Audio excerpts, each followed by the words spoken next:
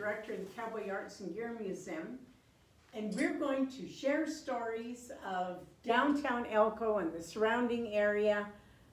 If these stories aren't shared, it's history, and if they aren't shared, then they fade away. So first of all, we're going to start out with Garcias Garcia. And the Garcias Garcia Shop is located right here in downtown Elko at 542 Commercial Street. A lot of people will remember it as the Power Company building, but it was first Garcia's Shop. He came to Elko in 1893, set up shop first over where Ogie Deli is, outgrew that building, and then he rented a store, the old Ocean Spray Saloon, at 7th and Commercial, and it's a flat-fronted building on the corner of this same block. In 1904, he entered a contest at the St. Louis World's Fair for a big fancy saddle called, he named it the Garcia Beauty, and he won a gold medal for it, and it's real gold. We have it on display here. In 1905, there was a World's Fair in Portland, Oregon, and he won 2 there for the Garcia Beauty again and for his booth. Well, through the social media of his time, called newspapers, magazines, and word of mouth, his goods became very sought after, this old California way. And he built a 3rd building then in 1907 at 547 Silver Street. This is when the Western Pacific was building down westward towards Portola. And he was just in this odd, funky place that was awkward for horsemen to get into or those newfangled automobiles. The other businesses did really well along that way. The Telescope Hotel was built the same time, 1907. Mr. Puccinelli built a hotel in 1908, and the Star was 1910.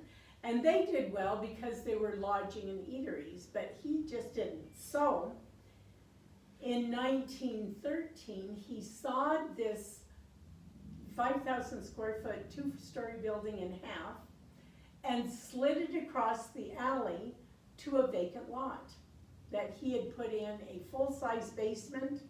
And then he is in downtown Elko, in Fat City, and busy in between 2 railroad tracks and in the heart of the business district, and business just blossoms. I'll back up to 1912. In 1912, rodeos were just starting in the West, and he was familiar with the old California tradition of rodeos. So he had a rodeo start in Elko, and it was down just about behind where the post office is. And they had horsemanship contests, they had boxing matches, they had a baseball game, and the grand finale was he had hired someone from San Francisco to bring in on a flat car one of those newfangled flying machines. And the flying machine swooped around Elko, and probably half of eastern Nevada came to see this, and it was a decided success. About 1915, he built his own rodeo grounds where Southside School is. The fairgrounds, rodeo grounds seated a couple thousand people, and he had kids contests, the first mutton busting.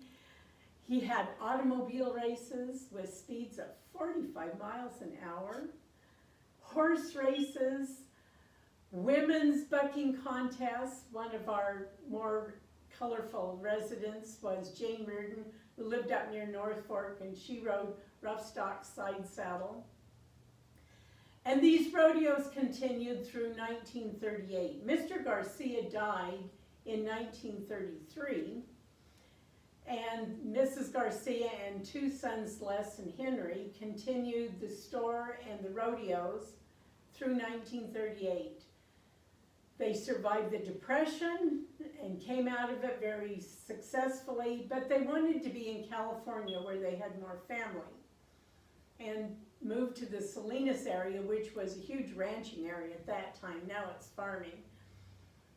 And the store closed the end of December 1938, but the legacies of Garcia and his craftsmanship and his rodeos live to the present day. His items are highly collectible. At one point he had 22 people working in this building doing leather goods and silver goods, bits and spurs.